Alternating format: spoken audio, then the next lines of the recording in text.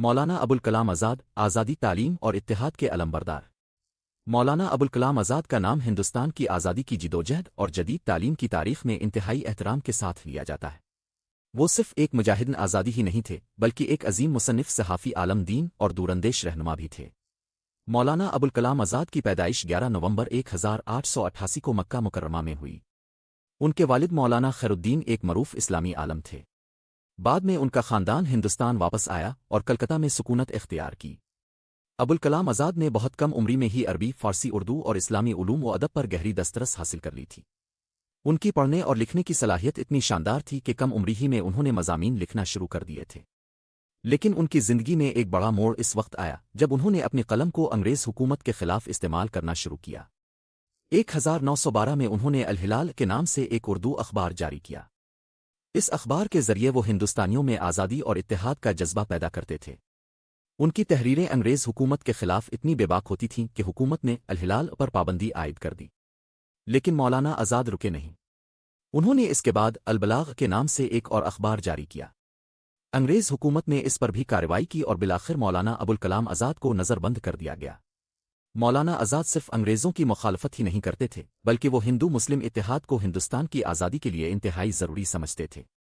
مہاتما گاندھی کے ساتھ ان کے سیاسی تعلقات مضبوط ہوئے اور وہ تحریکن عدم تعاون میں شامل ہو گئے۔ اس کے بعد وہ انڈین نیشنل کانگریس کے اہم رہنماؤں میں شمار ہونے لگے۔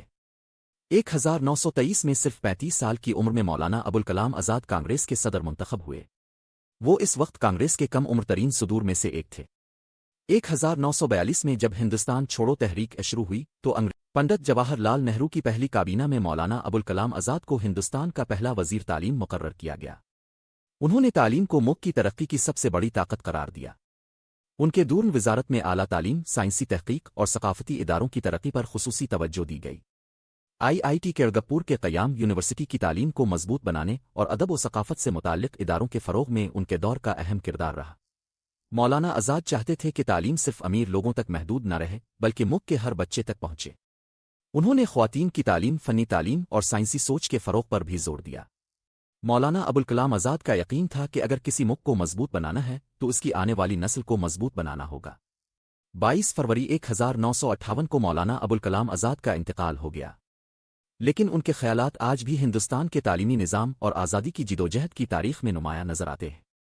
ہر سال 11 نومبر کو ہندوستان میں قومی یوم تعلیم کے طور پر منایا جاتا ہے۔ یہ دن اس عظیم شخصیت کو یاد کرنے کا موقع ہے جس نے اپنی زندگی کا ایک بڑا حصہ تعلیم، آزادی اور ہندو مسلم اتحاد کے لیے وقف کر دیا۔ مولانا ابوالکلام آزاد کی داستان صرف ایک رہنما کی داستان نہیں ہے، یہ اس انسان کی داستان ہے جس نے کم عمری میں قلم اٹھایا، انگریز حکومت سے ٹکر لی، جیل کی صعوبتیں برداشت کیں اور آزاد ہندوستان میں تعلیم کی مضبوط بنیاد رکھنے میں اپنا اہم کردار ادا کیا۔ مولانا ابوالکلام آزاد کا پیغام آج بھی یہی ہے: تعلیم کو عام کرو، اتحاد کو مضبوط کرو اور ملک کی آنے والی نسلوں کو بہتر مستقبل دو۔